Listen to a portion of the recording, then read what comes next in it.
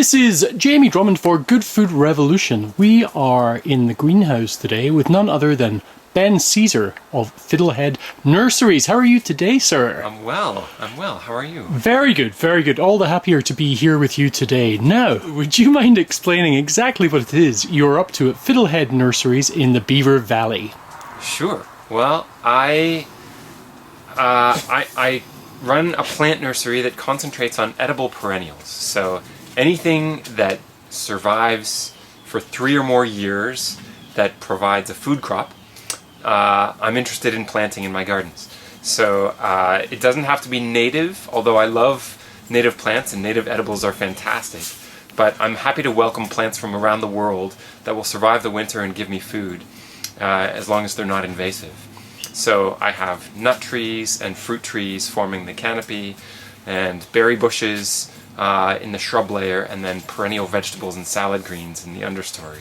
So I got interested in food forests and permaculture design when I was living in Guelph, and I had a little yard in Guelph that I filled up with edible plants, and I really developed a passion for it there. And there were a lot of plants that I was reading about that I couldn't locate, so that's what gave me the idea to start a nursery. Right. And when I first started this nursery, I really didn't know what I was doing, and so I've been learning as I go and experimenting with plants. That's one of the best parts about my job is, I trade seeds with people from around the world. Okay. And grow new plants every year, and yeah, now I have a really great collection of things that I know work really well in this climate zone. So how did you find this spot in the Beaver Valley? What was it that drew you here? I have friends in Kimberley. I see. And so I had been coming up to the Beaver Valley for a couple of years, and I wanted a farm. I had dreamed of homesteading and, right. and having a farm, and I was living in Guelph at the time, and I couldn't afford land near Guelph. And I just saw this place for sale. It was listed as a diamond in the rough, and it was quite rough when I got it. Right. And that was 13 years ago. And back then it was affordable, so I got in at the right time. My luck, I was lucky that I was looking at that time, and I haven't looked back. I just love it around here. I think it's a wonderful area with so much pristine wilderness, and the river is fantastic, and the escarpment is wonderful. So, and there are tons of like-minded people around here. So I'm delighted to be here. You and me both, actually. Yeah.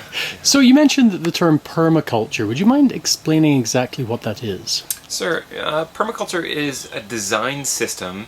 It was developed by a couple of guys in Australia, and it takes from anything that is like low carbon footprint living.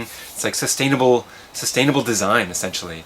So there are many different aspects of permaculture design. I'm most interested in the food forest sort of part of it, which looks to design an edible landscape based on how a natural ecosystem works. So the idea is that you can design an edible landscape all with mainly perennial plants. That takes a lot of work to design and implement, but over time it becomes less and less maintenance and more bountiful, and fertility is worked into the design. So you use nitrogen fixing trees and shrubs to provide the nitrogen that the plants need, and then mineral accumulating plants that will draw minerals up from the subsoils and concentrate them in their leaves, and then when those decompose in the fall, they deposit those on the surface of the soil. So it's like using nutrient pumps and encouraging wildlife in the garden. Lots of flowers blooming throughout the growing season to attract beneficial insects. So the idea is that you can grow food for yourself in a way that builds soil and provides food for the local fauna as well. So you're trying to live in harmony with nature. So there's other aspects of permaculture that deal with passive solar design and how to set up communities in ways that the walkable cities all fits in. It's like permaculture takes from anything that fits into sustainable living. There's a lot of low tech, do it yourself kind of design work that goes into permaculture, and I love it. It's sort of a wide field. Yes. But yeah, I'm particularly concentrating on the food forest aspect of it. When you began things here, Ben, which edible perennials did you begin with, and where are you at today? Well, I started selling fruit trees and berry bushes, and then I wanted to concentrate on the understory. So I'm particularly passionate about edible ground covers. Ground covers are really important in a garden. They act as a living mulch. Yes. They help to keep moisture in the soil and suppress weeds. And so ground covers in a perennial garden do the work that a gardener doesn't have to.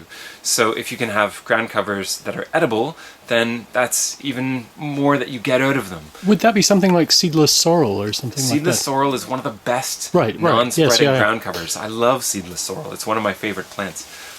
In fact, I've planted seedless sorrel around each grapevine in the greenhouse to act as a ground cover in here, because otherwise weeds. Yes, yeah. So that's one of the best clumping ground covers. Rhubarb can be used as a ground cover. Hostas in the shade Oh, yes, are fantastic ground covers and edible in the spring. When the leaves first come up, they make excellent shoot vegetables that are eaten commonly in Japan. And then you can have spreading ground covers as well. So things like mint, and there's a plant called Chinese artichoke that's a member of the mint family that spreads indefinitely and makes a really dense ground cover, and then you can dig up the tubers in the fall. They're a lot like water chestnuts, so not a lot of flavor, but a really nice texture, very crunchy, and you can add them to salads or pickle them. So there's a lot of, like, sweet Sicily is another one. It gets about 3 feet tall. One misconception is that ground covers need to be really short. Ground covers can be 8 feet tall. Like Jerusalem artichokes make an excellent ground cover. Nothing will grow up through Jerusalem artichokes. They shade the soil and they cover the soil really effectively. So you can have tall and short ground covers, and the short ones you can have perennial vegetables that grow up through them. So sweet Sicily is a licorice flavored herb. It's a European perennial that was used to sweeten rhubarb before cane sugar was widely available. So a very useful salad green and cooked ingredient. So how many edible perennials are you hosting right now? Right now I sell between 60 and 70 Oh, wow. different perennial vegetables and salad greens.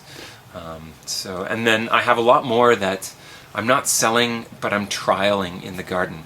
So I'm hoping to introduce more. I add a few more every year to the roster, and I take some away that don't perform as well, or that I'm not wild about the flavor. You know, there are a lot of things out there that are edible, but not exactly palatable. Right, I hear you. So it's so I'm looking for the ones that I particularly really love. When we were talking earlier about the plants I had purchased from you, I had actually forgotten about the one I had the most success with, and it's the most success I've ever had with this particular plant, and that is some of your heritage tomatoes, or tomatoes, as you say here. Nice. And they worked incredibly well, and I've just been harvesting them today. Lovely. And I'm actually going through the process of, for the first time, saving the seeds. Do you have any tips about saving the seeds from tomato plants? Yeah, you can. When the tomato is ripe, you want to extract the seeds and leave them in that like pulpy, gelatinous mass for a day or so to let them ferment just a little bit. Right. And then you can like pick out the seeds and dry them out, and then they're ready to go for next spring. I've been attracting many a fruit fly with doing this over the last few days. Nice. What's exciting you most right now at Fiddlehead Nursery? Well, I'm really excited about nut trees, actually. Okay. I've become quite passionate about nut trees because there are several species that are really easy to grow in Ontario, and they provide a staple crop that's really valuable for the winter. They store really well. If you dry them properly, if you remove the husk and dry them out well, then they'll store for more than a year. So it's a high protein food, it's delicious, and we're getting a lot of nut production off of our hazelnuts now. Oh, so right. hazelnuts are one of the best nut crops for Ontario because they don't get very big. They get to be about 8 feet tall and 6 feet wide, and we have some cultivars that we've got in the ground, and then we grow a lot of nut trees from seed as well. So we're getting more and more nut production here, and it's a wonderful plant to grow, and I don't know why it's not more popular. A lot of people think of fruit trees when they're designing an edible landscape, but a lot of people bypass the nuts, and I think it's a great crop to grow. There are a Japanese walnut variety called heartnut that does really well here. We have heavy clay soil, so it's quite challenging for a lot of nut trees require a well-drained soil, and our soil is not well drained.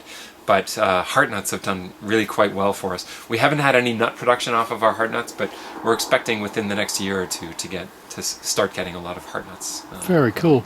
In my research before coming along here today, I believe it was planting nut trees that got you into permaculture back in Guelph. Would that be true? That's true, yes. There we go. I met a guy who was interested in permaculture, and his father worked with my father, so he had heard of me, and he called me up out of the blue one day and invited me to help him plant a field of nut trees. And I hadn't heard of permaculture before then, and he told me about this concept and lent me some books and really got me into it. And he's now a good friend of mine, and he's farming down in near Durham area. Oh, right. Okay. Well, thank you very much for joining us at Good Food Revolution today. Really appreciate you being our neighbor 5 minutes away from our home. Thanks for your time. Yeah, you're most welcome. Bye for now. Yeah, thank you.